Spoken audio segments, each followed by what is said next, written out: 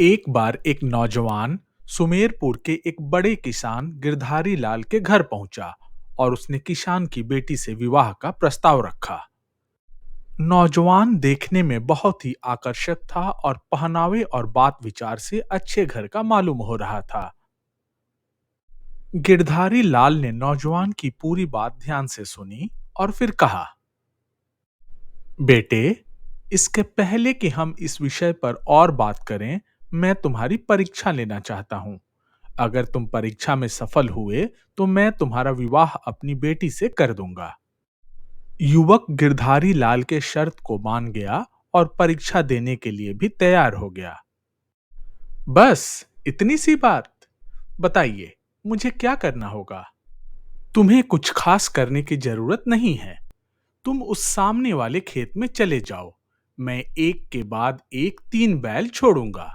अगर तुमने तीनों बैलों में से किसी भी एक बैल की पूंछ पकड़ ली तो तुम शर्त जीत जाओगे और फिर मैं अपनी बेटी का विवाह खुशी खुशी तुमसे कर दूंगा।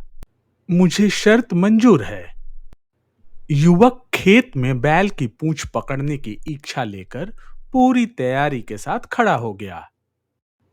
थोड़ी देर में ही गिरधारी लाल ने अपने घर का दरवाजा खोला और पलक झपकते ही उसमें से एक बहुत ही बड़ा और खतरनाक बैल तेजी से बाहर निकला। युवक ने ऐसा बैल पहले कभी नहीं देखा था, अतः वह बहुत डर गया और डर कर उसने निर्णय लिया कि वो अगले बैल का इंतजार करेगा। यह सोचकर वह एक तरफ हो गया, जिससे कि बैल उसके पास से होकर निकल जाए। युवक अब दूसरे बैल का उत्सुकता से इंतजार करने लगता है।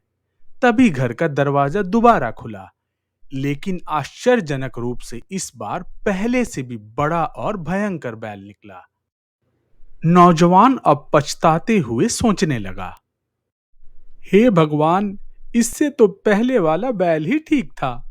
बेकार में मैंने एक अच्छा अवसर गंवा दिया।